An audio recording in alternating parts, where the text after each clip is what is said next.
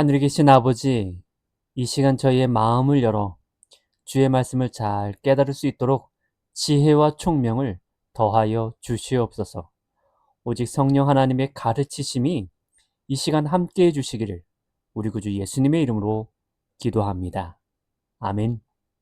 안녕하세요. 이번 교과는 제3기 국가입니다. 이번 교과의 제목은 율법의 실천.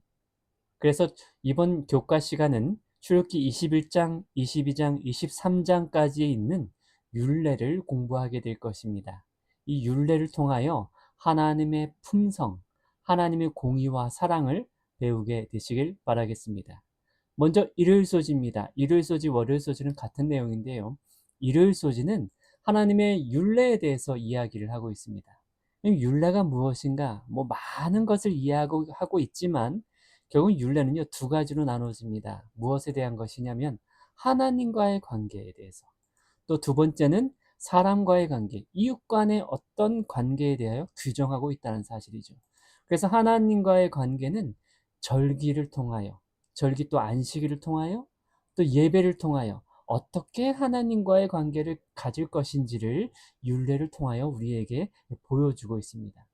또한 이웃 간의 관계를 통해서 또 여러 가지가 있지만 또 안식년과 희년이라는 것을 통해서 하나님께서 종들을, 또 가난한 사람들을, 또 고아들을, 과부들을 어떻게 상대할 것인지, 어떻게 그들에게 사랑을 나타내야 되는지를 우리에게 보여주고 있다라는 사실이죠.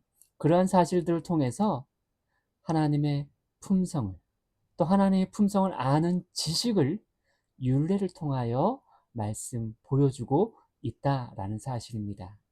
그래서 월요일 소지는요, 더 많은 법도를 통해서 보게 되면 출애굽기 21장, 22장, 23장을 여러분들이 다 읽으셔야 합니다. 이것을 제가 이 시간에 더 하나하나 구체적으로 다 말을 할 수가 없습니다. 그러나 율례라는 것은, 중요한 것은 뭐냐면 하나님의 공의와 사랑을 나타내고 있다라는 사실이죠. 그 한 가지 예를 보게 되면 부지 중에 사람을 죽였을 때에 하나님께서 규례로서 도피성을 짓도록 만들도록 명령하셨거든요. 그런 걸 통해서 부지 중에 살인자를 어떻게 사랑하시고 구원하시는지를 우리에게 보여주고 있으면서 하나님의 공의와 사랑을 나타내고 있다라는 사실입니다. 여러분들이 출애굽기 21장, 22장, 23장을 또 우리가 잘 읽으면서 묵상함으로 말미암아 하나님의 품성을 배우게 되시길 바라겠습니다. 화요일 소지입니다. 하나님의 원래 계획. 이게 무슨 말이냐면 하나님께서는 아브라함을 불러서 가나안에 가도록 명령하셨습니다. 자, 그러면 아브라함이 어딜 가냐면 가나안에 왜 갔는가라고 보면요, 사실 아브라함은요, 선교사로 갔습니다. 가나안 족속에게 하나님의 율법에 대한 지식을 선포하기 위하여, 그들에게 나타내기 위하여 보냄을 받았다라는 사실이죠.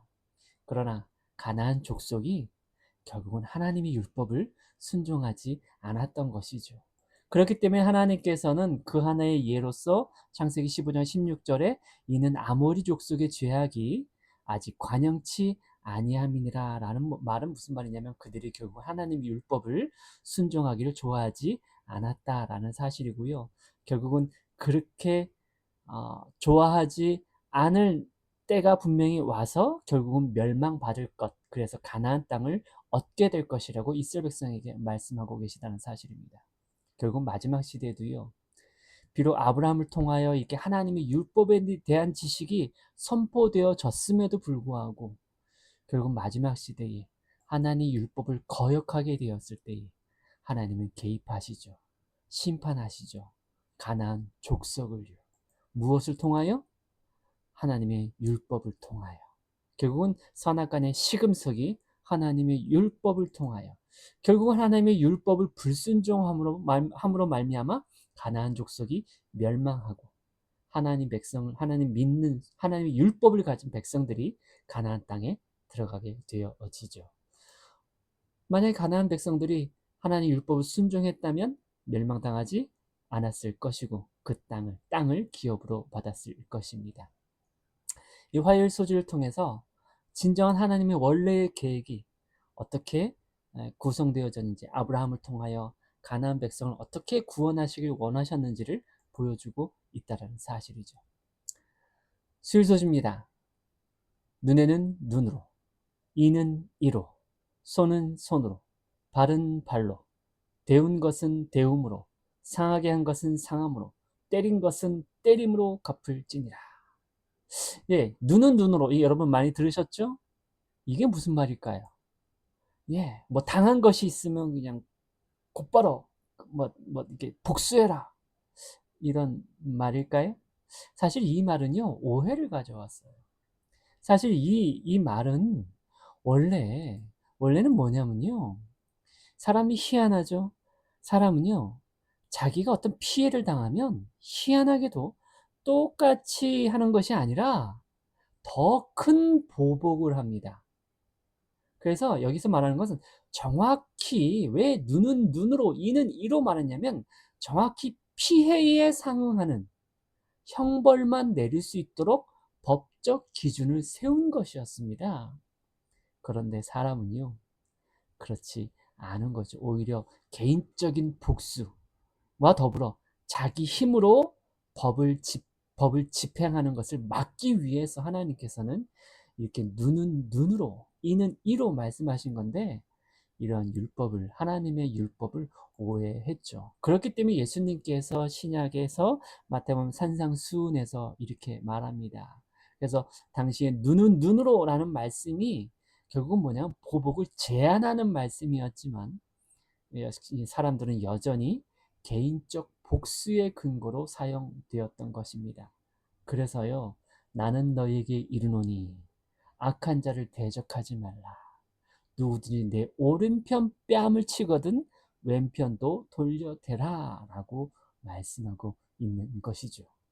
목요일 소지입니다. 예, 같은 내용입니다. 수요일, 목요일은 같은 맥락으로 갑니다. 복수. 하나님께서, 하나님은 우리에게 친히 복수를 허락지 않으셨습니다.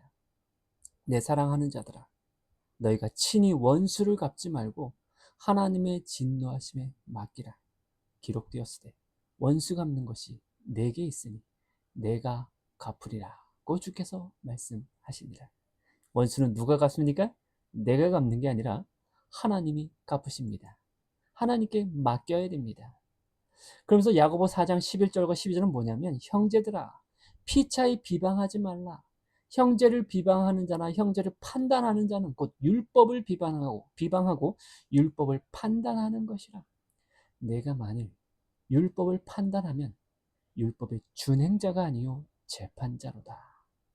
입법자와 재판자는 오직 하나이니, 누굽니까? 하나님이십니다. 그런데 너는 누구간데 이웃을 판단하느냐? 예, 저는 목사입니다. 그런데 참 우리가 목회하다 보면요, 정말 진짜 인간의 교만은 하늘을 찌릅니다. 그리고 얼마나 형제를 판단을 정말 잘 하는지, 시비를 판단을 잘 하는 것을 아주 지혜로운 자, 똑똑한 것으로 자랑을 합니다. 그런데요, 여러분, 우리 형제를 판단하지 않게 되길 바랍니다. 우리는 그러면 재판자지 준행자가 아닙니다. 정말 저는 목회하면서요, 뼈저리게 느낍니다. 우리의 인간의 교만이 얼마나 교만한지, 얼마나 우리가 사람을 참 판단하기를 잘 하는지. 여러분, 우리는 오라, 나는 공고한 사람이로다. 예, 우리는 여기서 벗어날 수 없는 사람들입니다. 그러기에 우리는 하나님께 나아가야 합니다. 하늘에 계신 너희 아버지의 온전하신 것 같이 너희도 온전하라. 근데 이 온전은요, 누가복음에는 똑같은 말이 자비하심으로 나옵니다. 하나님 아버지의 자비하신 것 같이 너희도 자비하라. 예, 하나님의 성품을 담는 저와 여러분 되시길 바라겠습니다. 금일소지입니다. 금일소지는요, 결국은 우리는 이 죄악된 세상에서 하나님의 백성으로 살아갈 때 우리는 서로 이 가시가 돼가지고요. 서로 상처를 주고받을 수밖에 없습니다.